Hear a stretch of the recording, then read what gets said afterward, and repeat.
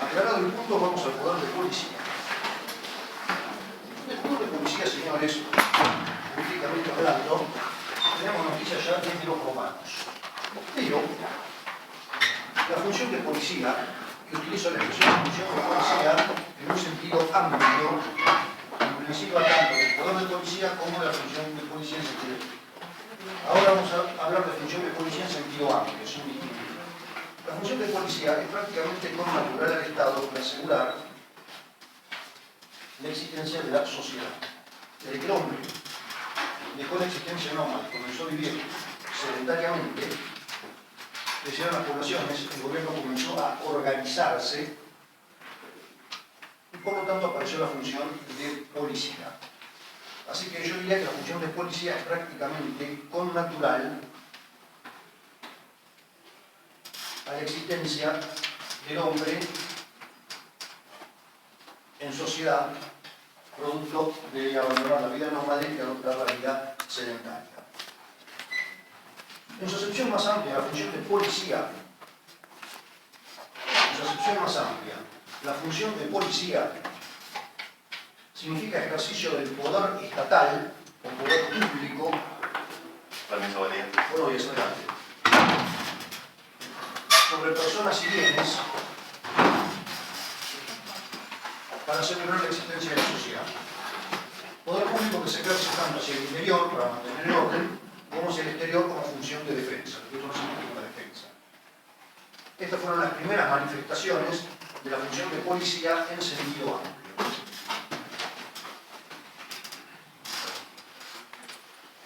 Con el correr de los milenios, la acepción fue siendo elaborada por los juristas de cada época. Y hoy,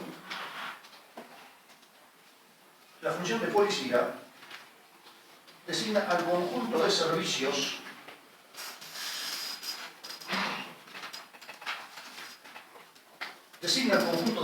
que la administración, o sea el Estado a través de la administración, obviamente, organiza, designa el conjunto de servicios que el Estado a través de la administración organiza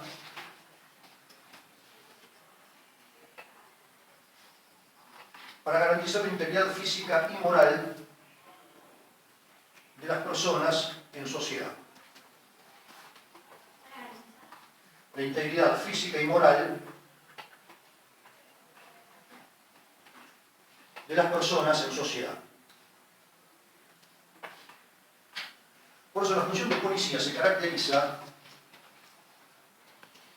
por establecer en lo inmediato límites a los derechos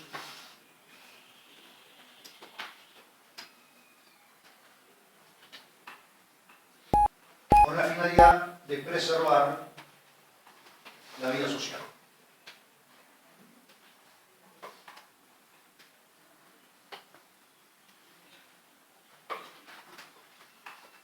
La integridad física y moral de las personas, el Estado la protege a través de esta función de policía, tanto desde el punto de vista preventivo como represivo. Lo cual vamos a ver dentro de unos minutos.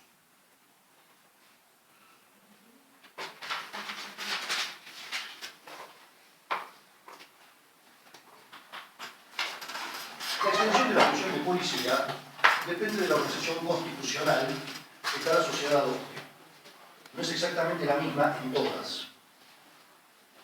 Aquellas sociedades que se organizan bajo principios liberales que tienden a limitar al Estado, obviamente van a reducir la función de policía. Aquellas sociedades que se organizan con sistemas más intervencionistas e incluso estatistas van a ampliar la función de policía. Digamos, el concepto no cambia, pero sí cambia la extensión dependiendo de qué organización constitucional se plasme para la vida de una sociedad. Depende si es un gobierno centralista o... ¿Cómo? Depende si es un gobierno centralista o... A ver, con el totalitarismo la función de policía se desdibuja precisamente porque es un régimen totalitario donde el poder del Estado deja de estar limitado y pasa a ser omnímodo. La función de policía es parte del Estado de Derecho, con lo cual se entiende que está limitada por el ordenamiento jurídico. No es una carta blanca para ejercer el poder estatal como uno quiera. ¿No? Entonces tiene sentido hablar de la función de policía en el Estado de Derecho.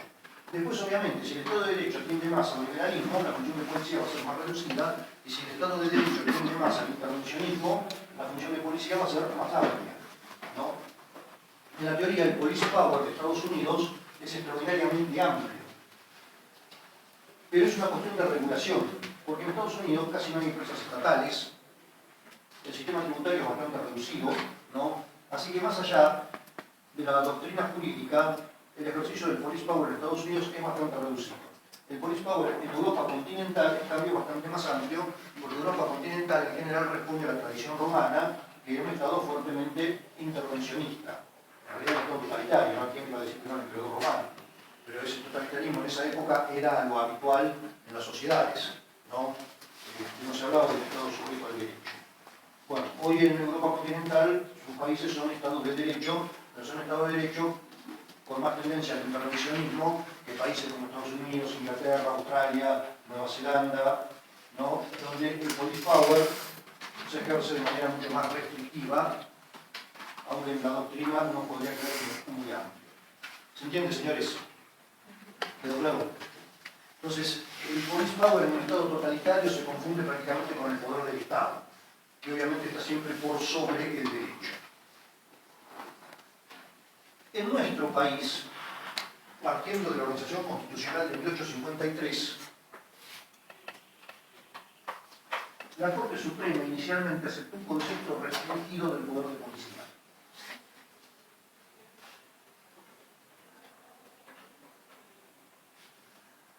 Y por lo tanto, el poder de policía se ejerció en esa época con tres objetivos fundamentales: moralidad, seguridad y salubridad. Moralidad, seguridad y salubridad.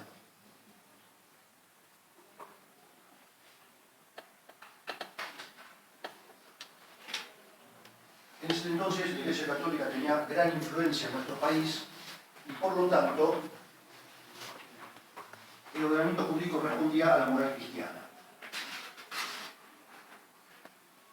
Se fue organizando todo el tema de la seguridad, ya que nuestro país, como consecuencia de la evolución histórica de 1806 en adelante, tenía dentro de la época excelentes fuerzas armadas, pero no había policías. La única policía que existía para 1853 era la policía de la provincia de Buenos Aires. La seguridad interna no era un valor en esa época. Cuando el país se organiza constitucionalmente en 1853, las provincias tuvieron que comenzar a organizar sus propias fuerzas policiales, por ser un Estado federal. Cada provincia tiene su propia organización de policía. De ahí el término milicada, que se usa en la guerra. ¿Por qué la policía se dice los milicos o la milicada? Porque las primeras policías se organizaron con tropas que sacaban de los fortines, lo cual era lógico. En 1806-1807 derrotamos a los ingleses cuando intentaron tomar el puerto de Buenos Aires. En 1810 comenzamos lentamente a separarnos de España, después vino San Martín con el ejército libertador, Belgrano intentó entrar en Paraguay, fue derrotado en Vilcapugio y Ayohuma, después fue al norte y derrotó a Pío Tristán en las batallas de Salta y Tucumán. Rondó derrota nuevamente a los españoles en Sipe. Cuando termina la guerra de la independencia, se ve que nos aburríamos, entonces comenzamos a pelearnos entre nosotros. Viene la guerra contra el Brasil, el general Carlos María de Alvear derrota al ejército imperial brasileño en la batalla de Ituzaingó, pero Rivadavia llama urgente a las tropas porque lo desafiaban los caudillos federales del interior, entonces el ejército tuvo que volver. Además estaba quedando sin pertrechos, en esa época no había logística organizada. Bueno, los jefes militares respondieron a Rivadavia, se llama la Liga Unitaria que enfrenta a las fuerzas federales, vienen las luchas civiles, hasta que Rosas más o menos logra imponer una paz, más o menos porque siempre había alzamientos, ¿no? Finalmente Rosas es derrotado por Urquiza en 1852 en Santos Lugares, y ahí Urquiza invoca el Pacto Federal de 1831 que exigía sancionar la Constitución Nacional, recibe el apoyo de todas las minorías ilustradas, tanto federales como comunitarios, terminan las luchas civiles y se sanciona la Constitución Nacional, que comienza a regir en 1853. Así que si algo sabíamos los argentinos para 1853 era pelear, eso lo teníamos clarísimo. Derrotamos a los ingleses, derrotamos a los españoles, derrotamos acá, en Chile, en Perú. Durante la época de Rosas cruzaba por la banda oriental del Uruguay y entraba en el sur de Brasil, o sea, también peleábamos con Brasil. pero no había fuerzas policiales. Entonces las provincias tuvieron que recurrir a las tropas de los fortines, que estaban luchando contra el indio en esa época, para comenzar a organizar las policías provinciales. Por eso el origen de nuestras fuerzas policiales es militar, ¿no? De ahí que en muchas provincias se habla que las policías son bravas, etc. Bueno, sí, es una cuestión de que vienen de las Fuerzas Armadas de la época de organización constitucional. Bueno, la policía es el segundo objetivo del poder de policía en esa época, y finalmente la seguridad pública. Esta fue la concepción restringida del poder de policía que inicialmente adoptó nuestra Corte Suprema. Hay algunos fallos paradigmáticos de esa época, uno que es el caso Plaza de Toros o Bodomino. La provincia de Buenos Aires sacó una ley que prohibía las corridas de toros. Bodomino fue a la justicia y finalmente la Corte declaró la constitucionalidad de la ley, invocando el poder de policía, con lo cual se acabaron las corridas de toros y, por supuesto, se extinguieron los toros de lidia en nuestro país, porque el toro de lidia se quería únicamente para las corridas de toros, no es un animal que vaya a ser criado para carne. Después vino un caso sobre los saladeros, que eran los frigoríficos de la época, y que inicialmente operaban dentro de la ciudad de Buenos Aires. A medida que la organización constitucional se afianzó, los gobiernos decidieron sacar los saladeros porque eran un foco beneficioso. Eso también terminó en la justicia, que le volvió a dar la razón al gobierno por razones de salubridad. Así se afianzó la teoría restringida del poder de policía, ¿no?, que se refiere, como dije, a cuestiones de seguridad, salubridad y moralidad.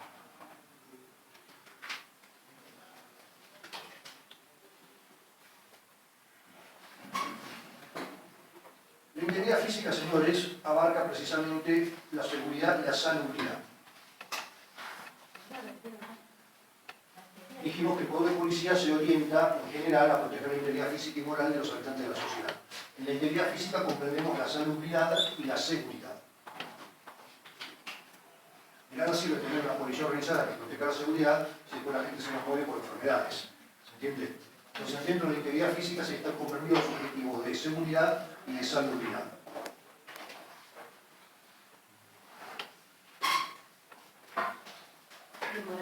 ¿Cómo? No, a ver, en cuestión de moralidad inicialmente no hubo grandes problemas, porque como en esa época la sociedad vivía de acuerdo a las pautas de la moral cristiana, que eran las que se respetaban en la legislación, no hubo mayores inconvenientes. Hubo en Santa Fe un intento de establecer el divorcio en la década de 1860, creo que por 1867, y eso dio lugar a una revolución que derrocó al gobierno de santafesino y dio por tierra con la ley, porque en esa época el divorcio vincular era inaceptable para nuestra sociedad, ¿no? Así que con el tema de moral en sentido estricto no hubo mayores cuestiones, porque era un tema que no se discutía. Los problemas vinieron más por lo de la seguridad y la salud.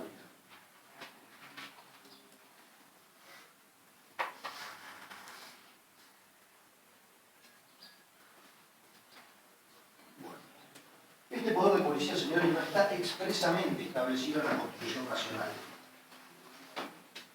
No van a encontrar ninguna referencia expresa al poder de policía, pero nuestra Constitución Nacional tiene numerosas normas que están comprendidas dentro de esta doctrina, que aquellos que la defienden la consideran como natural a la existencia del Estado.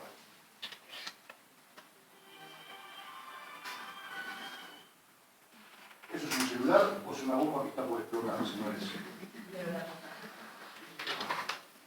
De acuerdo a nuestro artículo 121, que hablamos de la Constitución reformada en el 94, el poder de policía en nuestro país es esencialmente local. Cada provincia ejerce el poder de policía dentro de su territorio. En la capital federal el poder de policía es compartido.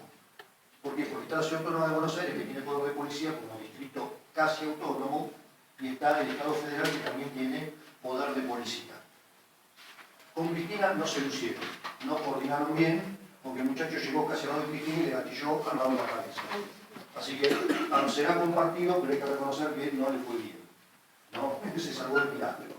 Pero bueno, ¿qué le vamos a hacer? ¿Cómo? Porque no era profesional. Posiblemente, si hubiese tenido varios en la Cámara, hoy teníamos al vicepresidente de la Nación muerta. Él dice, ¿cómo es posible que un tipo armado pueda llegar al lado de la vicepresidente y nadie se dio cuenta, ¿no? O sea, evidentemente ni la ciudad ni el Estado Federal se han lucido en el ejercicio del poder de policía desde el punto de vista de la seguridad, nada menos que de la vicepresidente de la Nación. Pero bueno, ¿qué se le va a hacer, señores? ¿Nosotros vamos a hacer una consulta? Consulte. Cuando hablamos de poder de policía, en el caso de seguridad, entendemos fácilmente que hablamos de la seguridad, pero cuando hablamos en el tema de salud, ¿quién sería la seguridad en razón de salud? No, la salud también hay autoridades nacionales y autoridades provinciales, es un tema local. Sí, pero por eso, por ejemplo, en provincia, ¿quién Y el sería? Ministerio de Salud, Está bien. se llame como se llame, no sé cómo se llamará exactamente, pero es el Ministerio de Salud. Por ejemplo, además que controla la parte de medicamentos o nada que ver solamente Es parte del poder de policía, sí. ¿Está bien? Gracias.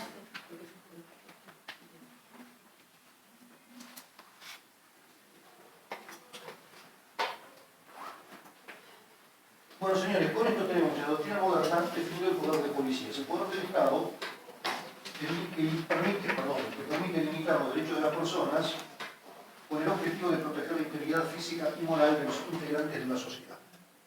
La teoría restringida abarcaba objetivos de seguridad, salud y moralidad públicas y duró hasta 1822 con el caso Ercolano con la ley de Reyes. Caso Ercolano. El poder de policía es el poder del Estado orientado a proteger la integridad física y moral de los habitantes de la sociedad. En su concepto restringido, abarcaba objetivos de moralidad, seguridad y salubridad públicas. Concepto restringido que en nuestro país duró de 1853 hasta 1922, donde la Corte cambia la jurisprudencia en el caso Ercolano y adopta un concepto más amplio. Y el poder de policía pasa a tener objetivos de economía y objetivos de carácter social. Ercolano con Antel y de Rencho. Se declara la constitucionalidad de la primera ley que establece control de alquileres y prórroga de los contratos de locación. Eso era cuando los alquileres de lo que era capital que venían llegando extranjeros le aumentaban. Eso fue lo que se invocó, fue una tontería porque los extranjeros a la capital federal llegaron en grandes cantidades desde 1880. Y el fallo del 1922, durante 40 años, los extranjeros llegaron, se alojaron en esos hoteles que había cerca del puerto y después iban al interior del país. Obviamente pagaban alquileres y nadie protestó. Pero bueno, en algún político se le ocurrió que los alquileres subían mucho y entonces decidieron sacar la primera ley de control de alquileres y prórroga de locaciones. Tampoco subían tanto porque en una época de mucha calidad monetaria. La moneda argentina es una moneda metálica, se basaba en el oro y la plata, y en esos casos la posibilidad de acuñar sin ton ni son moneda de oro y plata no existe porque la inflación sale carísima, hay que comprar el oro y la plata para poder acuñar esas monedas. ¿No? Así que casi no había inflación. Pero los argentinos somos geniales para armar un sistema social, como lo hicimos en 1853 con la Constitución, y una vez que vemos que funciona bien y que el país, que en 1853 en un desierto enorme con 4 millones de analfabetas arriba, cuyo mejor talento era la guerra. Si sabíamos algo era matarnos unos a otros o matar a quien se nos ponga delante. ¿No? Para 1910 éramos la séptima potencia del mundo. Un país organizado con un sistema de salud pública y de escuela pública que no se conocía prácticamente en el mundo, bibliotecas populares por todos lados, ¿no? Y un pueblo que ya para ese entonces, salvo por pocas excepciones, tenía acceso a la cultura. Las pocas universidades que había en ese entonces eran de un prestigio enorme y rivalizaban con la Sorbona, con Harvard, con lo que sea. ¿No? Todavía no había inmigración en masa. Sí, desde 1880 la inmigración fue enorme. ¿En masa también? Sí, fue masiva. ¿Y usted cómo cree que se cubre el país? No, bueno, no sé cuándo empezó. En 1880 a 1910 la cantidad de gente que vino a Argentina fue enorme. Fue el periodo con mayor inmigración. ¿Y en qué se basaba entonces lo del fallo? Como le dije, a algún político se le ocurrió que había una crisis de locaciones por la gran cantidad, por la demanda que había, por precisamente la inmigración que llegaba, y decidieron controlar los alquileres y prorrogar las locaciones. Ahí lo siguen aumentando. Muchos problemas no trajo, porque como había estabilidad monetaria, el alquiler rendía igual. El problema del control del alquiler es cuando hay inflación. ¿No? Entonces, ¿qué es lo que pasa? Cuando hay inflación, si usted empieza a hacer un contrato de alquiler por 2 o 3 años, el comprador a los 3 años está cobrando monedas. Pero cuando hay que renovar el contrato, el inquilino se agarra la cabeza, porque los costos se le disparan. Bueno, el problema no es el contrato de alquiler, el problema es la inflación, señores, que desordena todos los valores. Eso no existía en 1922. Pero bueno, sacaron la ley porque los argentinos tenemos ese tipo de cosas. Armamos un sistema de gobierno que nos permitió ser en poco tiempo una de las primeras potencias del mundo, y una vez que vimos que funcionaba bien, empezamos a pensar cómo hacíamos para romperlo. hasta ese momento, hasta el 1922, era liberal en ese aspecto de Claro, la parte de pero con el alquiler. fallo ercolano comienza la etapa intervencionista, si uno quiere. Después en 1930 le pusimos el broche de oro. Ya nos cansamos de tanta democracia y decidimos que había que ver cómo nos iba con los golpes de Estado. Y empezamos con los golpes de Estado y la vida política del país se comenzó a deteriorar enormemente. Justo hoy se dice el 30. Claro, fue hoy 5. Además, cualquier no presidente, el 3 de septiembre, por Consejo Médico, había firmado la renuncia. Porque Irigoyen, el 3 de septiembre de 1930, firma la renuncia al cargo por Consejo del Médico. El problema que se presentó es que esa renuncia no la llegaron a mandar al Congreso. Para que sea oficial tiene que ir al Congreso, ¿no? Entonces, claro, oficialmente para el 6 de septiembre Irigoyen seguía siendo presidente de la Nación. Y ahí el guion de Liburu y el zorro de Justo, porque Liburu era el usará. El que ahí era inteligente y conocido era Justo. Voltearon al gobierno. Y comienza la inestabilidad institucional que nos ha salido carísimo a los argentinos. Pero bueno, como les dije, los argentinos somos así, señores. Somos capaces de armar cosas verdaderamente geniales. Y bien vemos que funcionan y empezamos a pensar cómo romperlas. No sé, será porque me nada. ¿Se entiende? ¿Qué se le va a hacer? Bueno, en 1922, en el caso ercolano, la Corte acepta una concepción amplia del poder de policía que incluye objetivos económicos y sociales, además de los 3 tradicionales. ¿Estamos? Y comienza una etapa de intervencionismo económico que se notó mucho más en la década del 30, con los gobiernos conservadores que surgieron de la revolución del 30. Aparece la Junta Nacional de Carnes, la Junta Nacional de Granos. En 1935 fundamos el Banco Central. Y el Estado comienza a intervenir muy fuerte en todo el comercio exterior y se queda con la moneda.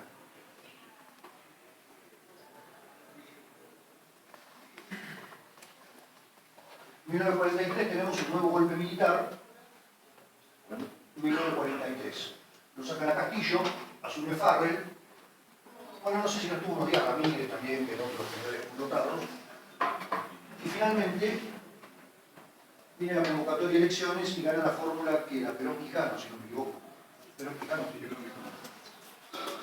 gana la fórmula Perón-Quijano y ahí ya comienza una etapa de carácter estatista. Perón comienza un proceso de estatización de empresas y le da respaldo constitucional con la reforma de 1949. En la reforma de 1949, la Constitución se refiere expresamente a los servicios públicos, declara expresamente que se trata de actividades estatales y se prohíbe la vía concesional. O sea, no solamente los servicios públicos en la reforma del 49 pasaron a ser actividades propias del Estado, sino que además el Estado no las podía concesionar, tenía que prestarlas por organizaciones estatales. Y aparece entonces el régimen de empresas estatales, cuya primera ley fue la 13.653. ¿Las prestaba y no obtenía ningún beneficio? ¿Cómo? ¿Las prestaba y no obtenía ningún beneficio? A ver, no sé en la primera época, porque fueron empresas privadas que se estatizaron. Pero con el correr del tiempo las empresas estatales no solo tuvieron beneficios, tenían pérdidas. Régimen, ¿qué dijo? Así que el Estado no solo no tenía beneficios, sino que tenía que encima, a través del Tesoro, pagar las pérdidas. Perdón, profesor, régimen, dijo. De empresas estatales, que comienza con la ley 13.653. En 1972 se sanciona la ley 20.705 y aparece el régimen de sociedades del Estado.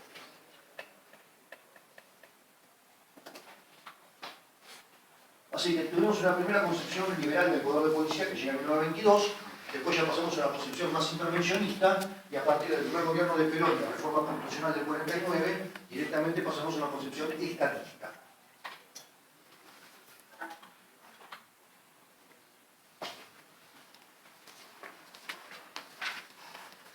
Este proceso llega a su crisis final durante la época del doctor Alfonsín,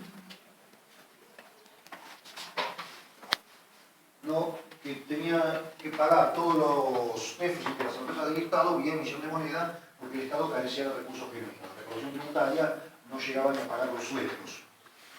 Finalmente, en 1989, bueno, en realidad ya el año anterior, se desata la hiperinflación, un año antes hubo un intento de tomar el poder, ¿no? Para picadas y cosas. No sé exactamente, pero en la época de Alfonsín hubo varios alzamientos. Hubo 2 alzamientos por lo menos y el ataque guerrillero al regimiento de infantería mecanizada de la Tablada. Además de un intento de asesinato que también se salvó, pero raspando. ¿Cómo? Hubo 3. Tengo presente uno, no sé por dónde. Cuando dejó de ser presidente en el 90, en San Nicolás también estuvo. Ah, pero después de ser presidente. No, pero hubo un intento de asesinato que se salvó raspando siendo presidente. No, lo que pasa es que yo creo que acá los argentinos hemos perdido en eso el concepto puro de ley que tenían los padres fundadores en 1853. ¿No? Los pocos alzamientos de caudillos que hubo en esa época fueron reprimidos a sangre y fuego, a nadie le importaba, se fusilaba gente sin miramiento, lo cual puede sonar malo. Pero en realidad, Alfonsín prácticamente imitó la persecución contra los responsables del atentado a su vida. De hecho, la expresión de Alfonsín fue igual de los gajes del oficio. No, señores, no son gajes del oficio. Ningún país puede permitir que se atente impunemente contra el presidente o el vicepresidente, un legislador y un juez, ¿no? Las investiduras se tienen que respetar, no porque nos asustemos del presidente o de otras autoridades, sino porque está en juego la propia vida ordenada de la sociedad, ¿no? Una sociedad donde se puede atentar contra un presidente o un vicepresidente y no hay una respuesta muy dura del Estado para reprimir ese tipo de cosas, es una sociedad que sí o sí queda a merced de los violentos. O sea, se puede ir y matar al presidente o al vice y no me pasa nada, o me dan 5 años de cárcel. Estamos en el horno, señores. ¿Qué nos queda al resto? ¿Se entiende? Bueno, yo entiendo que Alfonsín no quiso, digamos, por ahí darle un cambio político a la cuestión. Está bien, yo todo ese tipo de cosas las entiendo, pero no las comparto. Un atentado contra el presidente de la Nación con independencia de color político es un hecho gravísimo y tiene que ser reprimido sin ningún tipo de contemplaciones. Lo mismo que pasó con la doctora Fernández de Kirchner, es la vicepresidenta de la Nación. Podemos estar de acuerdo, podemos estar en desacuerdo. Para eso en la democracia uno puede debatir y opinar y demás. Lo que no puedo hacer es poner una pistola en la cabeza y cacharlo. Se salvó porque la bala no salió, porque el hombre no sabía enseñar, no puso bala en recámara, porque el arma estaría trabada, por lo que sea, no sé. Ahora están investigándolo. Pero es inconcebible que se pueda llegar a ese extremo y no haya una respuesta muy dura por parte del Estado, ¿no? Fíjense que Estados Unidos, que es la primera potencia del mundo con un poder militar y policial enorme, cuando el presidente va a alguna localidad, ¿no? La gente se reúne, lo saluda, todo bien, pero hay colocadas vallas. Acá está el presidente. El presidente se puede acercar a la gente que está del otro lado de la valla y saludarlos. Pero hay vallas. Donde está el presidente no puede llegar la multitud. Los únicos que están son los custodios. El otro lado de la valla no solamente está la población, está lleno de policías, de uniforme, de civil. Ustedes está pasando el presidente en Estados Unidos, hagan así para buscar un avión. Va a haber 2 monos que lo van a poner contra la pared. Si usted que busca, no, es un avión, me parece que la voy a buscar yo, ¿no? Pero para usted lo está comparando con un país en el que ya tuvieron un atentado presidente. Bueno, lo que yo estoy diciendo es, señores, hay cosas que no se pueden permitir. ¿Se entiende? No se pueden permitir sin que haya un castigo muy fuerte que se atente contra la vida de un juez de la Corte, de un legislador del Congreso, del presidente, del vicepresidente. Porque si permitimos eso, al resto de la población, ¿qué nos queda? ¿Me entienden? Bueno, Estados Unidos eso lo aprendieron. Estuvieron mal el atentado. Lo mataron a Lincoln, lo mataron a Kennedy, esos son los que me acuerdo. Bueno, finalmente aprendieron la lección, ¿no? Luther King. ¿Cómo? Luther King. No, Luther King no fue presidente, era un... No sé si era político o un referente social, al final lo mataron también. Pero lo que quiero decir, aprendieron la lección y ese tipo de desbordes no se permiten, ¿no? Bueno, yo creo que la conducta de Alfonsín fue equivocada. Puedo entender las buenas intenciones, pero fue equivocada. Tendrían que haber estudiado a fondo. Con Macri pasó lo mismo en el sur, no lo mataron de casualidad, ¿no? Y bueno, son gajes del oficio. No son gajes del oficio, señores. Son delitos gravísimos y hay que perseguirlos sin contemplación. Pero bueno, acá todavía nos falta recuperar esa cultura del orden que alguna vez tuvimos. Bueno, señores, con esto tenemos entonces la concepción del poder de policía restringida y la concepción del poder de policía amplia. Acá ya sí no hablamos de función de policía, sino que hablamos de poder de policía, porque esto es una función legislativa, tanto en el orden federal a cargo del Congreso, como en el orden local a cargo de la respectiva legislatura provincial. Estamos Poder de policía, función legislativa, porque los derechos se limitan a través de ley formal, artículo 14 de la Constitución Nacional. Y la ejecución de las leyes comprendidas en el poder de policía le corresponde a la función administrativa de policía. ¿Estamos? ¿Entienden la diferencia? Claro, el poder de policía es función legislativa. Solo el Congreso, en el orden federal, o la legislatura en la provincia, puede ejercer el poder de policía. ¿Por qué? Porque lo dice la Constitución. Los derechos se ejercen conforme a las reglamentaciones legales. ¿Estamos? ¿Se entendió? Entonces, el poder de policía igual función legislativa. Son leyes que limitan el alcance de los derechos con determinada finalidad, de seguridad, salubridad, moralidad, finalidades económicas, finalidades sociales. Y eso solo se puede hacer por ley formal. La ejecución de esas leyes, la aplicación de esas leyes, es la función de policía y forma parte de la función administrativa. ¿Se entendió? ¿Quedó claro?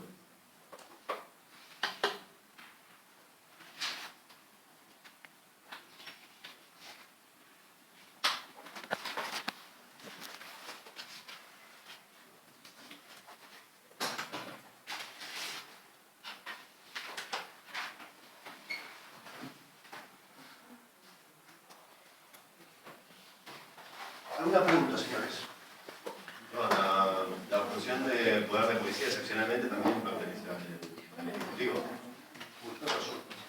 Y en materia delegada, del DNU. Pero en materia delegada hay una autorización del Congreso que se hace a través de ley formal, ¿no? En cuanto a los DNU, admito que de hecho en nuestro país pasa eso, se reglamentan los derechos por vía de DNU. El viernes el presidente con un DNU declaró un periodo nacional. Cuando vino la pandemia, en lugar de hacer lo que hace cualquier país normal, que el Congreso o el Parlamento dicta las leyes del caso, hasta el presidente dictó el DNU y estableció la famosa cuarentena. Así que lamentablemente en nuestro país, con este ejemplo de la reforma del 94, que estableció los DNU en la Constitución, hoy es más fácil legislar por vía de DNU que por vía de ley formal. Pero creo que ese sistema va a haber que cambiarlo. Y hay que volver al artículo 14 de la Constitución Nacional. El poder de policía es una función legislativa, porque el único que puede reglamentar el ejercicio de los derechos de las personas es el Congreso a través de ley formal.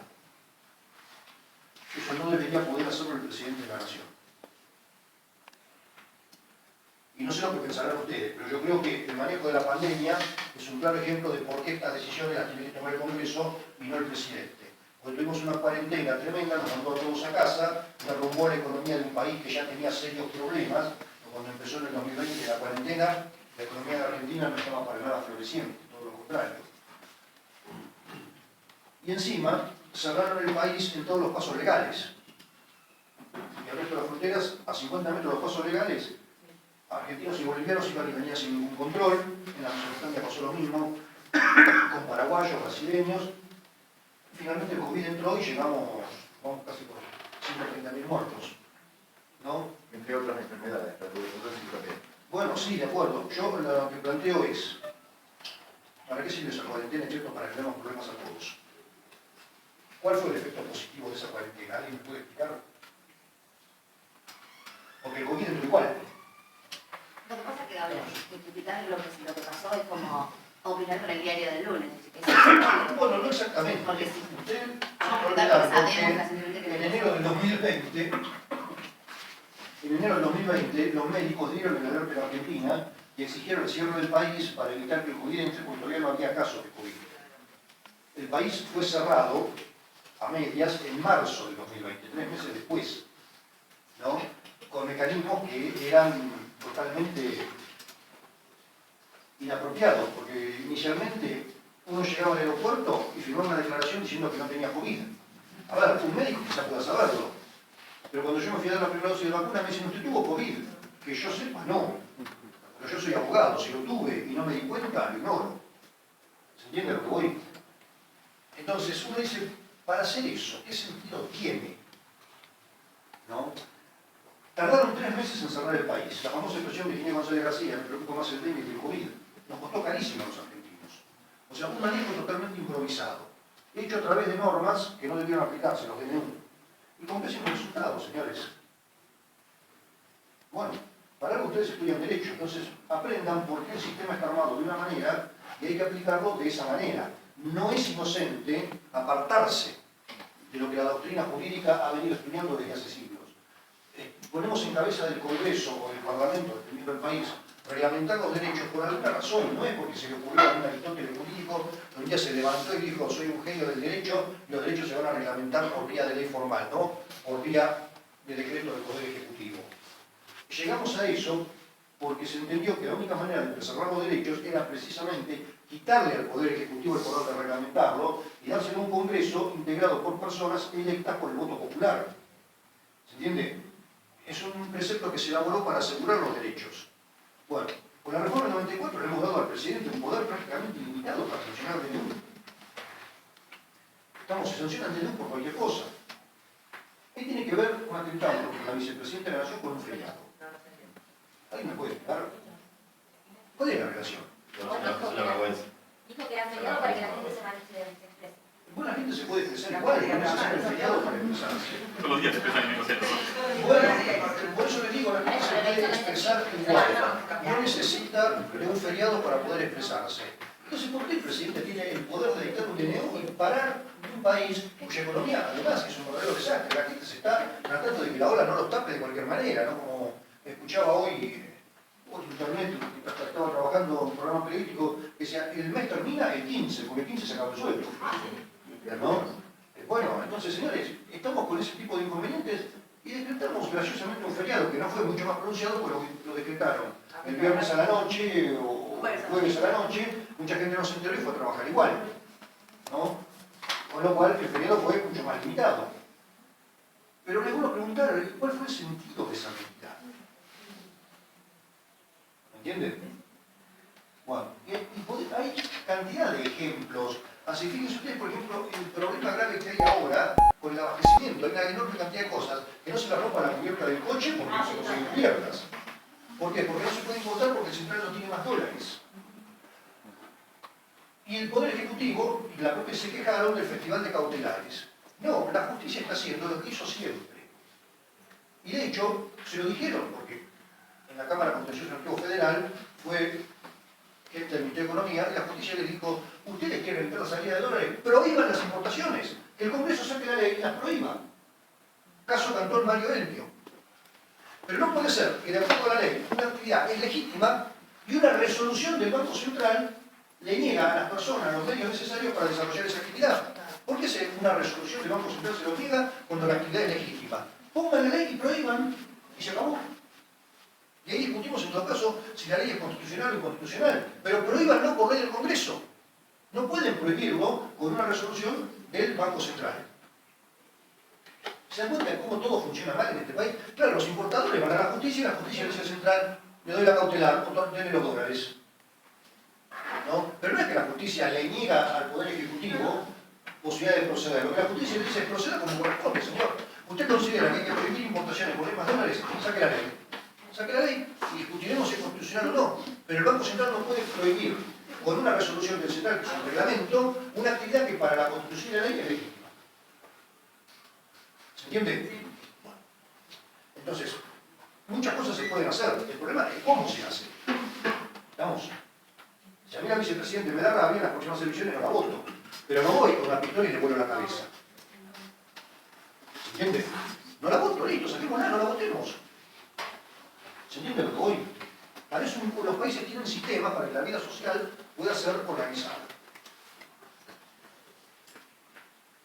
Bueno, tenemos entonces la concepción restringida, la concepción amplia, tenemos la diferencia entre el poder de policía y la función de policía, que es ejecución del poder de policía. Vamos a ver ahora el poder de policía en nuestra Constitución, que como dijimos hoy, no lo menciona expresamente, pero tiene artículos que se pueden entender como manifestación del poder de policía del Estado.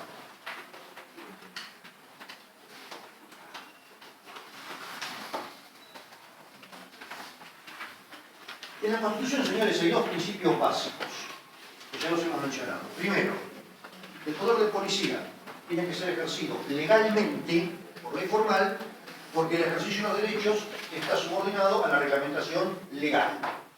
¿Estamos? Artículo 14. Y el artículo 121, que establece que el poder de policía, aunque reitero, no lo menciona expresamente, es local. Cada provincia tiene el suyo, la nación tiene su poder de policía, y en Capital Federal lo comparte nación y gobierno de la ciudad de Buenos Aires. ¿Quedó claro?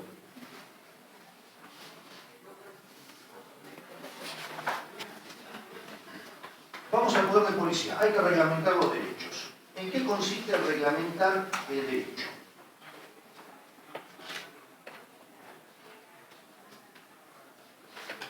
Reglamentar el derecho, señores, consiste en establecer modalidades para el ejercicio del mismo. La ley establece requisitos para ejercer los derechos, con el límite de no desnaturalizar al derecho en sí. Entonces, ¿tenemos derecho a poner un almacén? Sí. Sí. Pero hay que cumplir ciertos requisitos de salubridad para que los alimentos se puedan vender en condiciones de consumo. Hay que tener una balanza que funcione bien. Hay que cumplir requisitos tributarios. O sea, son requisitos que reglamentan el ejercicio del comercio sin extinguir dicho comercio. Estamos con un derecho comercial. ¿Se entiende? Entonces, la ley establece requisitos para el ejercicio de los derechos. Por eso los reglamenta. Con el requisito básico de no extinguir el derecho, estableciendo reglamentaciones desobligadas.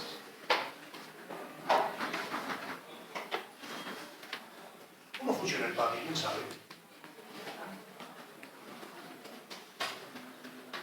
¿Nadie tiene un pariente que se atiende por PAMI? Sí. ¿Algún abuelito? Mal. ¿Cómo? Funciona mal. No. Le pregunté cómo funciona. Por distintos prestadores. Bueno, o sea, cada abuelito puede elegir el prestador que quiera debido a la cartilla de prestaciones que el PAMI tiene. ¿No es así? Bueno. Va al prestador, clínica Pirulo, sociedad anónima. El médico ordena exámenes. Esas órdenes se llevan al PAMI que las autoriza. ¿Funciona de esa manera? Ahora dice el médico por No es lo mismo. Está bien, pero usted manda la orden por mail. O no sé, o la manda el médico, no sé quién la manda, el paciente o el médico. el paciente. El paciente. La manda por mail y PAMI la autoriza. ¿Y qué le contesta? Le contesta el médico autorizando la orden, me imagino. Y el abuelito lo imprime y se va a ver al médico. ¿Cómo? O a comprar la medicación. Resulta que el abuelito tiene hipertensión pulmonar. ¿Qué es la hipertensión pulmonar? Es cuando el pulmón acumula líquido por insuficiencia del corazón. No tiene fuerza suficiente el corazón como para inyectar la sangre suficiente. Entonces la circulación ¿Es una retrograda. enfermedad nueva o antigua? O sea, ¿se conoce hace mucho tiempo o se conoce hace poco tiempo?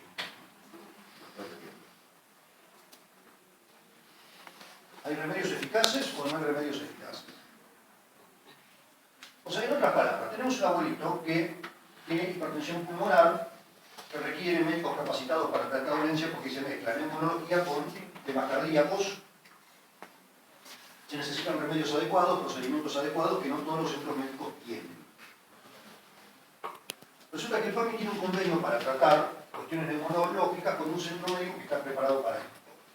Y algún abuelito se trata en ese centro médico con la cobertura de PAMI. El convenio se cae.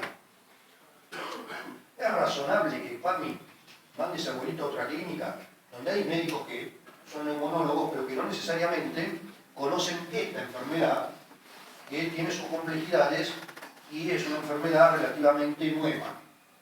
No, para mí entender no es razonable. Es como que venga acá a dar una clase un profesor de real. Sabe de derecho, pero no. Entonces hay que entender algo, señores, por eso, cuando se habla de reglamentar el ejercicio de los derechos, hay que tener un sistema adecuado para que no diga, bueno, el convenio para atender enfermedades neumonológicas con esta institución se cayó, pero los abuelitos que se venían atendiendo en esa institución se seguirán atendiendo en la misma porque no todos los centros médicos están debidamente capacitados. ¿Estamos? Tiene que ser especificativo, así como lo que acaba de dar usted, que la especialidad que haya en ese hospital. Claro, pues si no, la persona se muere.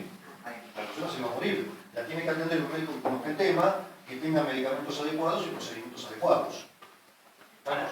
Porque otro centro médico, por ahí tiene médicos neumonólogos, pero no necesariamente está preparado para la hipertensión pulmonar, que no es la enfermedad más antigua de todas. Es una enfermedad más reciente, que fue investigada hace relativamente poco tiempo también hace relativamente poco tiempo, entonces no todos los centros médicos están capacitados. O sea, acá ustedes ven claro que hay que tener cuidado con el reglamentar el ejercicio de los derechos. Porque no puede decir, bueno, pero si el convenio se cayó, PAMI no tiene obligación de continuar cubriendo a los abuelitos en ese centro médico. Bueno, eso lo vamos a discutir.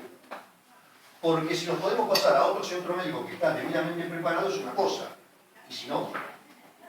Entonces, si el convenio se cayó, para futuro no hay convenio, estamos de acuerdo. Pero para los abuelitos que ya se venían atendiendo, tiene que haber un mecanismo previsto para que continúen con el mismo prestador, por lo menos hasta que haya un prestador en condiciones de reemplazarlo y tenga convenio con el PAMI. ¿Estamos? ¿Se entiende cómo hay que tener cuidado cuando uno reglamenta el ejercicio de los derechos? Hay que ser, con esto, muy cuidadosos, señores. Porque si no, ¿por qué reglamentar? Ya lo que podemos hacer es condenar a la abuelita a muerte porque lo mandamos a otra clínica donde el médico hace lo que puede, pero bueno, no están preparados. ¿Se entiende? ¿Se entiende, señores? Entonces, en el poder de policía, la primera regla constitucional, artículo 14 de la Constitución, es que el poder de policía lo ejerce el Congreso porque el Congreso reglamenta el ejercicio de los derechos a través de ley formal, sin alterar el derecho. ¿Estamos? ¿Se entiende?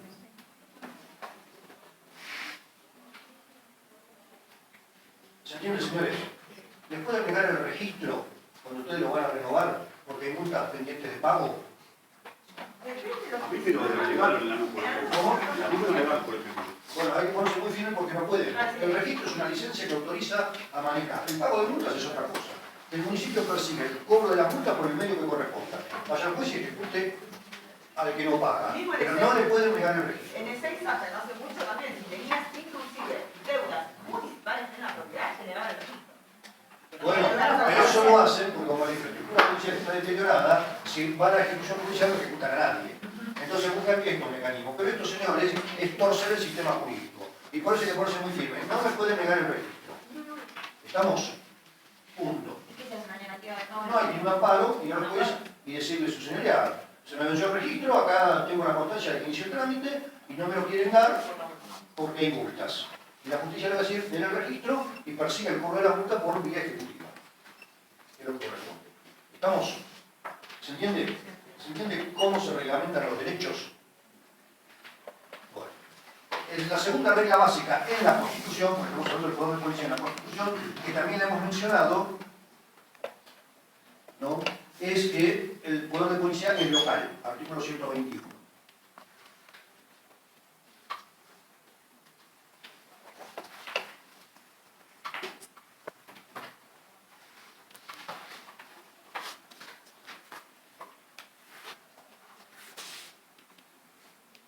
Te puedo preguntar a el local porque si no estaría... En local, cada provincia tiene poder de policía. Claro, pero acaba de dar un ejemplo en el que, si bien cada provincia tiene poder de policía, ¿no? Así mismo también las municipalidades, ¿no? Sí. Bueno, y entonces, usted acaba de dar un ejemplo, por ejemplo, del registro, de que dice, nosotros nos podemos negar a que eso sea así en base a un amparo. Estaríamos basando en un artículo de la Constitución Nacional, pero a la ¿Y vez Constitución ellos... provincial? ¿Usted tiene derechos garantizados en la Constitución provincial también? Claro, pero y ellos no podrían decirnos, no, bueno, pero nosotros tenemos la función del poder de policía en cuanto a lo que es el municipio. Artículo 31 de la Constitución Nacional. La Constitución Nacional, las leyes de la Nación y los tratados con las potencias extranjeras son la ley suprema de la Nación. Ninguna legislación provincial o municipal la puede contradecir. ¿Estamos? No hay alternativa. Segundo, el municipio también tiene que acatar la Constitución provincial. ¿Estamos? Y también garantizar los derechos de los habitantes de la provincia. Claro, porque acá lo que están haciendo es suprimir el derecho. No te lo están garantizando. Y lo están No. reglamentando. Claro, porque yo lo que Tenía entendía usted como derecho si de manejar contraponía por una el que hay con otra. multas, no se puede. Pero Claro, claro, que están restringiendo el derecho. ¿entendió, señores? Sí. Bueno, sentadas las reglas básicas que la Constitución trae para el ejercicio del poder de policía, vamos a ver ahora qué principios trae la Constitución para limitar al poder de policía.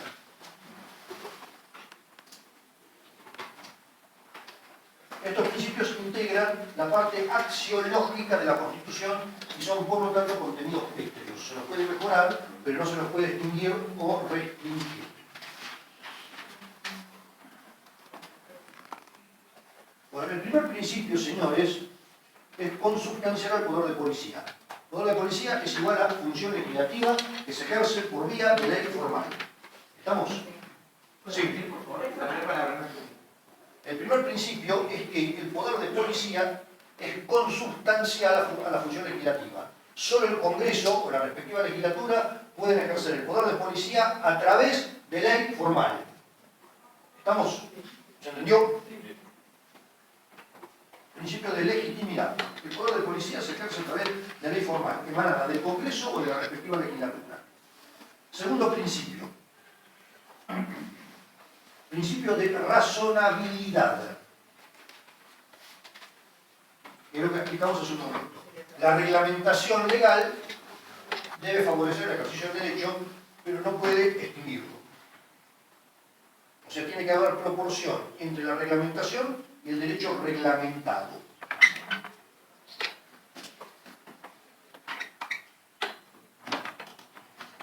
Por ejemplo, en materia de multas de tránsito, la multa es una sanción para que el conductor no realice una conducta infractora en el futuro.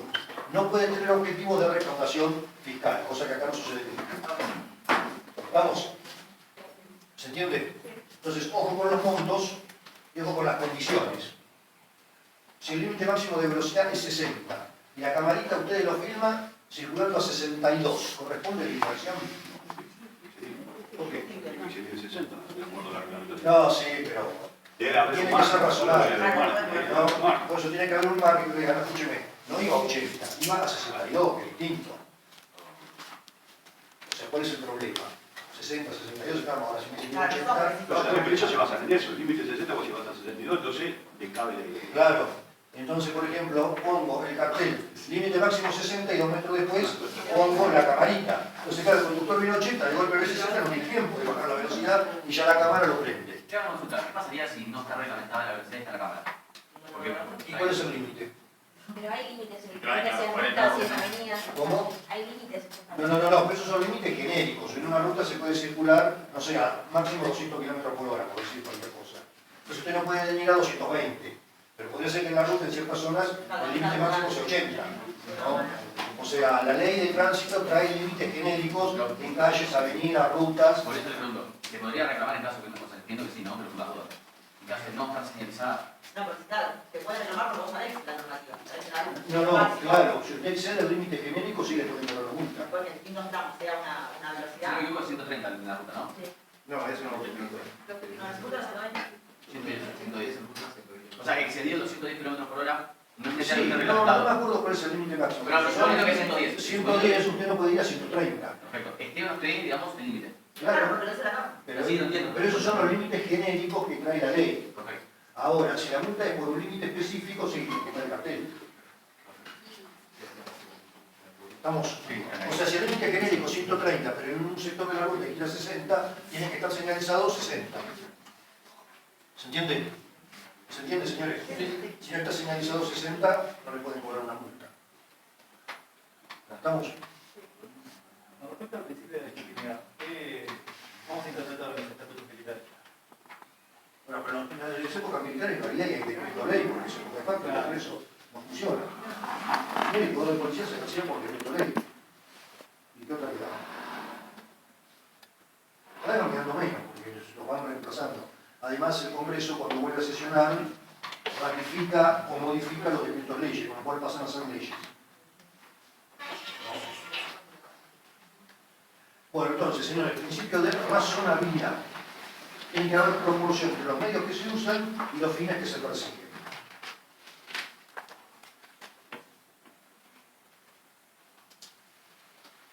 Dentro del principio de razonabilidad también se comprende la existencia de medios eficaces tanto en sede administrativa como en sede judicial para proteger los derechos. O sea, si yo tengo que impugnar las reglamentaciones, tengo que tener medios eficaces en sede administrativa y en sede judicial para poder impugnar en tiempo útil esas reglamentaciones y salvaguardar el derecho. ¿Estamos? ¿Se entiende, señores? Es parte del principio de razonabilidad. No solamente la reglamentación tiene que ser razonable, sino que ante la posibilidad de que una reglamentación no lo sea, tiene que haber medios de impugnación a favor de la persona en sede administrativa y en sede judicial.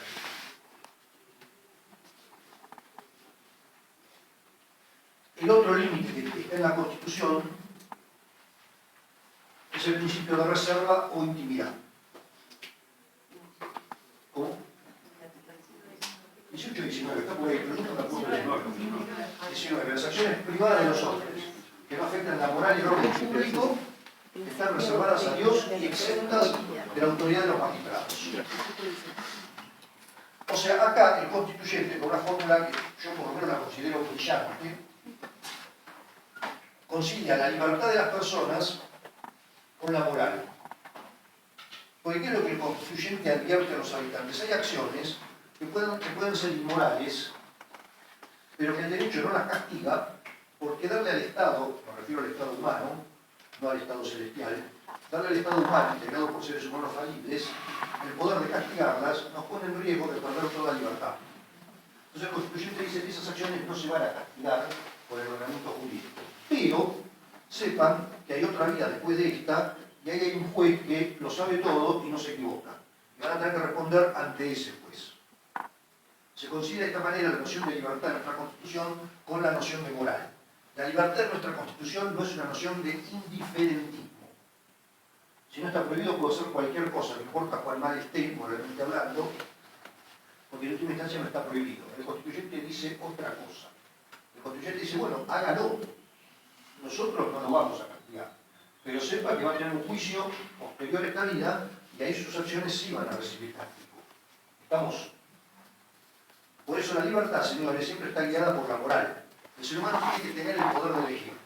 En eso estamos todos de acuerdo. Porque si uno no puede elegir entre las alternativas que se le presentan en la vida, no es libre, obviamente. No hay manera de ejercer los derechos si yo, en ejercicio de esos derechos, no puedo elegir lo que a mí me parece más conveniente para mí. Pero esa elección siempre tiene que estar guiada por la moral. No como se dice, uno tiene que tener el poder de elegir, pero también tiene que saber elegir bien. ¿Estamos? Bueno, este precepto es una, a mi modo de ver, como le digo, una conciliación magistral entre la libertad que nuestra Constitución protege y la moral que también guía los actos de los seres humanos.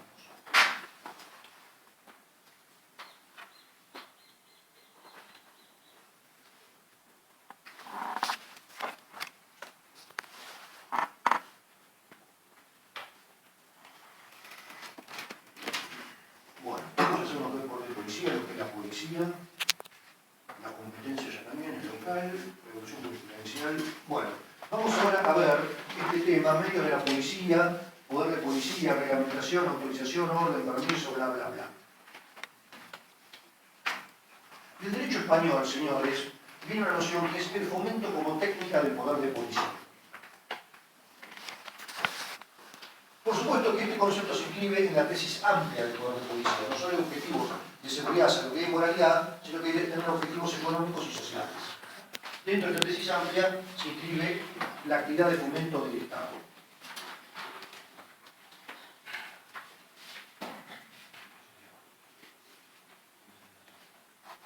El fomento consiste en proteger y estimular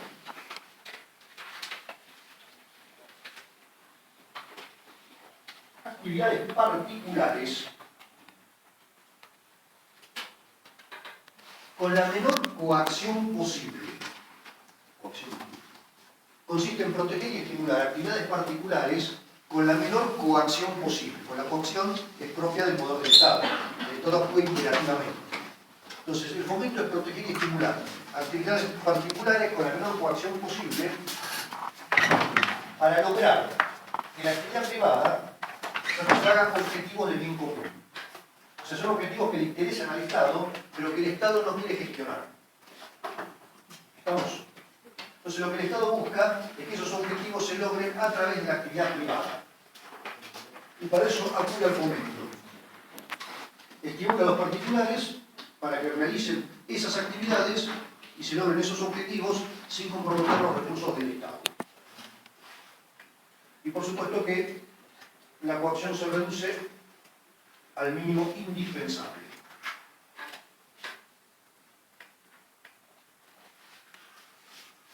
El fomento, señores, tiene fundamento constitucional en el artículo 75, inciso 18, y en el artículo 125 de la Carta Magna. ¿Qué artículo dijo, profe? 75, inciso 18 y 125.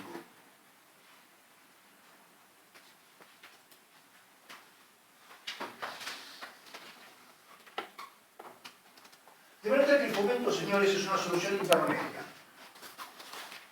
entre un Estado que se inhibe de actuar, propio del diario liberal, poder de policía reducido, y un Estado que asume el carácter de prestador, que sería el poder de policía amplio. Entonces el Estado dice, ni quiero la inhibición, Estado reducido, poder de policía reducido, ni tampoco quiero comprometer al Estado en estas actividades. No quiero el Estado prestador. En el medio, ¿qué hago? Fomento actividades privadas. Entonces, otorgo estímulos a actividades privadas para direccionarlas al logro de objetivos de bien común.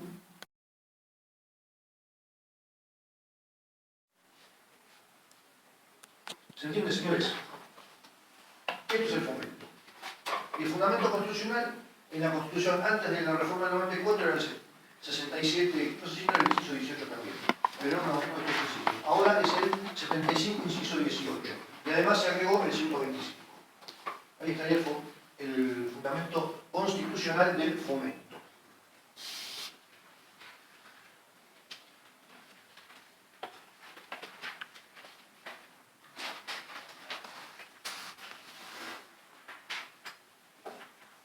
Bueno, vamos ahora a los medios para ejercer el poder de policía. Como dijimos hoy cuando ya hablamos de ejercicio del poder de policía, actúa el Congreso o la legislatura y sanciona la ley. Pero después viene la ejecución completa, que ya es función administrativa, la función de policía. ¿Estamos?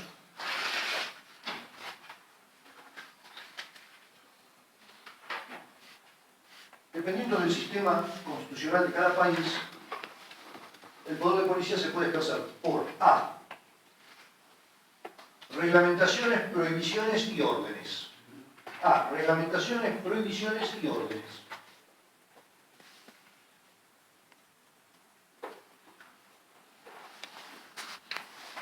B. Otorgamiento de licencias, concesiones, permisos. Otorgamiento de licencias, concesiones o permisos. Lo que genéricamente se llama autorizaciones. Yo creo que nuestro derecho de autorización no es una figura particular. Es una figura genérica que designa a la licencia, a la concesión o el permiso.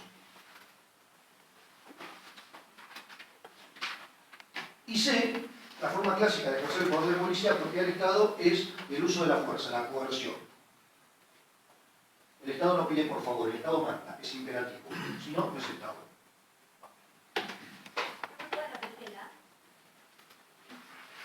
A. Reglamentaciones, prohibiciones y órdenes. Reglamentaciones, prohibiciones y órdenes. B. Otorgamiento de licencias, permisos o concesiones. Lo que genéricamente se conoce como autorizar. C. Coerción, uso de la fuerza pública.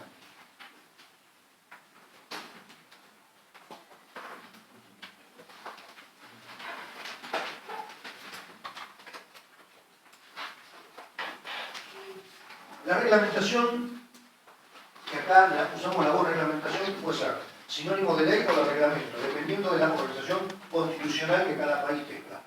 En nuestro país, el ejercicio del poder de policía por vía de reglamentación significa leyes. ¿Estamos? La reglamentación consiste en establecer requisitos que favorecen el ejercicio de ciertos derechos. Lo que la ley hace es establecer que favorecen el ejercicio de ciertos derechos. Lo que hace la ley es establecer el marco jurídico que permite ejercer el derecho. Fuera de ese marco, el derecho no se puede ejercer. ¿Estamos?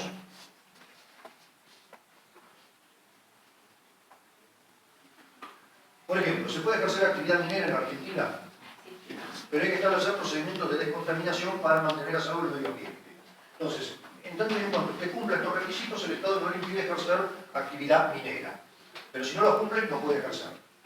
La ley establece el marco dentro del cual los derechos se ejercen. Fuera de ese marco no se pueden ejercer. ¿Estamos? Esto es reglamentación. ¿Se entendió? ¿Quedó claro? La prohibición, en cambio, lo que que hace es vedar el ejercicio del derecho. La prohibición que le dice, no se puede ejercer el derecho.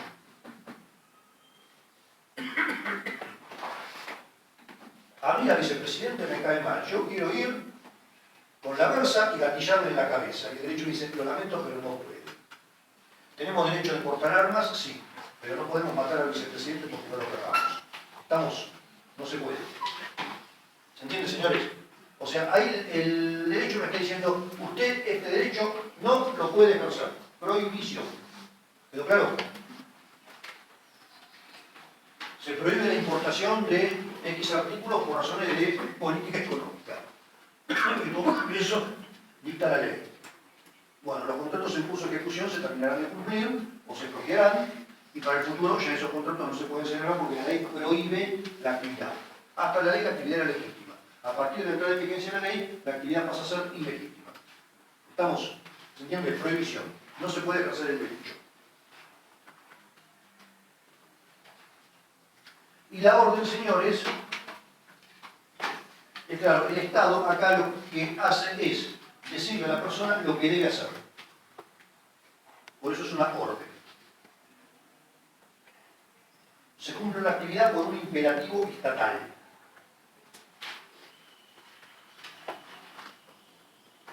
O sea, cuando regula las batutas, ¿no? Sí, estamos hablando de marcos normativos, obviamente. Pero cuando, por ejemplo, usted va por la ruta y un control policial y la orden de alto, usted tiene que parar. Estamos.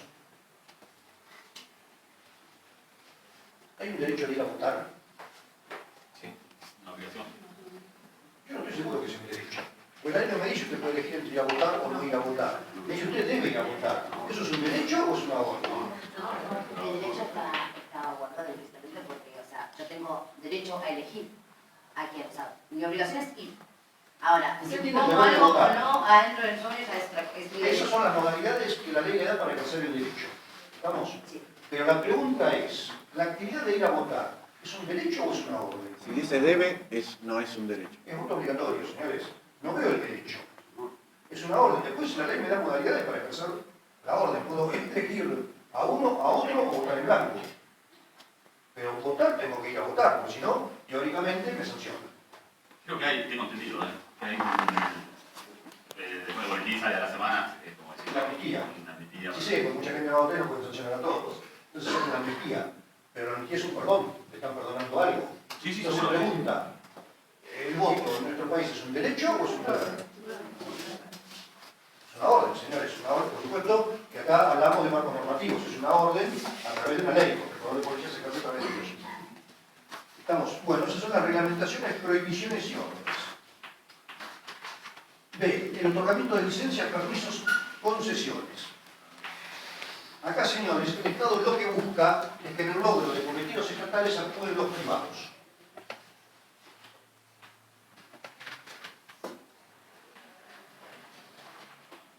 Entonces el Estado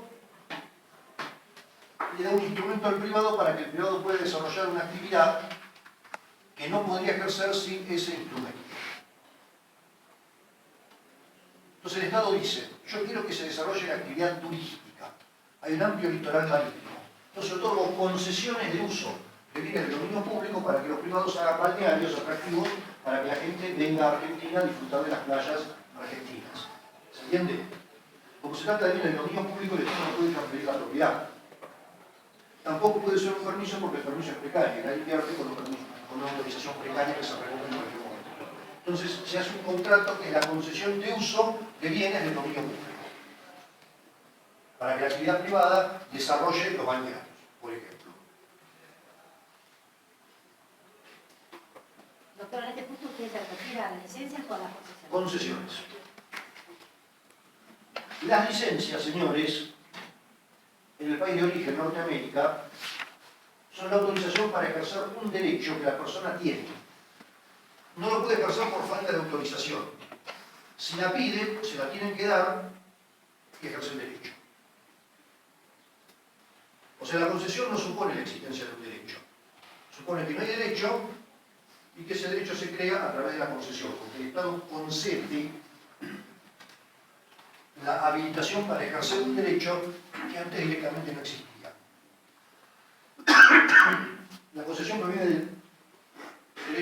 constitucional y administrativo francés. La licencia viene del derecho norteamericano, le da mucha mayor amplitud a los derechos personales. En la Constitución norteamericana está el derecho de portar armas, el derecho de manejar. Pero esos derechos se pueden ejercer si la persona cumple determinados requisitos. ¿Está hablando de concesión? No, de licencia. Si la persona pide la autorización para ejercer esos derechos que acredita los requisitos necesarios, el Estado no le puede negar la autorización, le tiene que dar sí o sí la licencia. Por eso fíjense que no hablamos de concesiones para manejar, hablamos de licencia para manejar. El registro es una licencia para manejar. No tenemos el derecho de conducir vehículos, buques, aviones, pero hay que acreditar que uno tiene la idoneidad necesaria, tanto psicológica como física como técnica, para poder llevar adelante esas actividades, para poder ejercerlas. Estamos en licencia para portar armas, porque el derecho a portar armas es un derecho de la persona.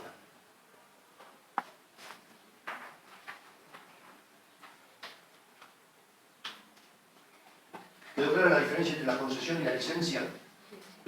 Y el permiso, señores, es una autorización para ejercer un derecho que normalmente no existe, igual que la concesión. Pero a diferencia de la concesión, el permiso es precario. Por eso yo puse como ejemplo la concesión de uso de bienes del dominio público, porque también está el permiso de uso de bienes del dominio público. Mientras la concesión de uso de bienes del dominio público es un contrato, por lo tanto es estable y no se lo puede revocar discrecionalmente, el permiso no es un contrato, pero es una autorización revocable a discreción del Estado en cualquier momento sin generar derechos indemnizatorios. Por ejemplo, cuando, digamos, una universidad que tiene predios muy amplios permite existir una feria para vender alimentos un día determinado. La universidad da una concesión, una licencia o un permiso. Un permiso, señores, porque nadie tiene derecho a poner una feria dentro de la universidad. Lo mismo las ferias que van de pueblo en pueblo. El municipio las autoriza con un permiso. Estamos, los kioscos de libros y revistas, los puestos de venta de flores, las ferias hippies. Todos esos son permisos que le permiten a una persona usar bienes del dominio público. En el Parque Rivadavia los puestos de venta y compra de monedas antiguas. Todos funcionan con permisos. Pueden ocupar bienes del dominio público de una extensión determinada y esos permisos se pueden revocar en cualquier momento por el Estado de manera discrecional. Por eso los permisos otorgan derechos precarios. La concesión de uso de bienes del dominio público no, es estable, porque es un contrato. En el caso de que transfirió sin indemnización la persona, ¿no? En el permiso no hay indemnización. Y la concesión de uso, si el Estado la revoca va a tener que indemnizar, ¿sí? El rescate. Si el Estado respeta el contrato, tiene que indemnizar. Porque el contrato otorga derechos estables. ¿Y la diferencia entre el permiso y la licencia cuál es? Entre el permiso y la licencia, el permiso le permite a ustedes hacer una actividad a la que no tiene derecho. Y le otorga un derecho precario para ejercer esa actividad. La licencia a usted le permite ejercer un derecho preexistente. Por eso si usted cuando tiene una licencia acredita que está en condiciones de tener la licencia, el Estado no se la puede negar. El permiso se puede negar. Sí. El permiso implica condiciones. ¿Deja de ser permiso? No, usted puede poner un kiosco de diarios y revistas, pero tiene que cumplir condiciones de higiene, de vista, para que la gente pueda ver qué es lo que usted vende. Sí, el permiso puede tener ciertas condiciones para... Por el mismo que lo está otorgando, digamos. Claro, el Estado establece las condiciones para ejercer el derecho. ¿Se entiende la diferencia, señores, entre concesiones, licencias y permisos? Bueno. Una pregunta, veo con la Feria de la Salada, bueno, decían que en las calles aledañas, lo que fuera de donde están las ferias, había puestos. Y después se sacaron, o sea, ¿esos puestos tenían permiso? Sí. A ver, la Feria de la Salada empezó ilegalmente. Lo que pasa es que ya después se hizo algo tan grande que para el Estado era imposible revocarla, entonces decidieron autorizarla. Pero le ponen límites, puede funcionar dentro de estos límites. Si empezaron a poner puestos fuera de esos límites, se los pueden revocar. ¿Estamos? Porque son permisos. No tenemos derecho a ocupar bienes del dominio público. ¿Estamos? Salvo que el Estado nos dé o una concesión de uso de bienes del dominio público, contrato estable, o un permiso. No es estable, es precario. ¿Se entendió, señores? ¿Quedó clara la diferencia entre concesiones, licencias y permisos?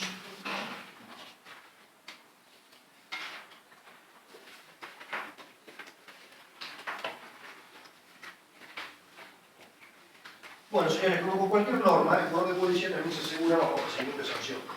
Si no, no serían leyes ni reglamentos ni actos administrativos. Ahora, las sanciones pueden ser administrativas y pueden ser penales. Y penales. Habitualmente las sanciones penales conllevan sanciones administrativas. Pero las sanciones administrativas no necesariamente conllevan sanciones penales. Las sanciones administrativas se aplican en sede administrativa, no las aplica la justicia. Las sanciones penales sí o sí las aplica la justicia.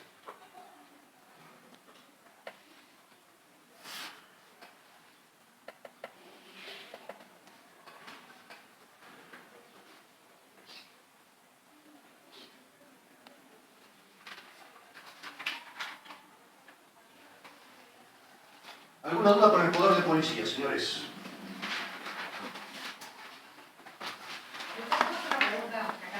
Usted haga la pregunta, vamos a ver si yo se la puedo contestar. Cuando hablamos de concesión, Sí. ¿hablamos de algún plazo? Porque el permiso se entiende que puede ser revocable en cualquier momento. Todas las normas tienen plazo. Las concesiones pueden tener plazo determinado o indeterminado, pero determinable. El permiso puede tener un plazo cierto, sin perjuicio de que todo lo puede revocar en cualquier momento. La licencia también tiene que tener plazo determinado o determinable, pero tiene que haber plazo.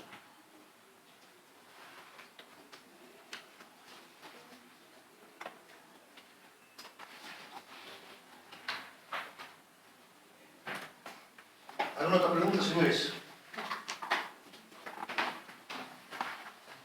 Si no hay preguntas, damos la clase por terminada y mucha suerte en el parcial. Gracias.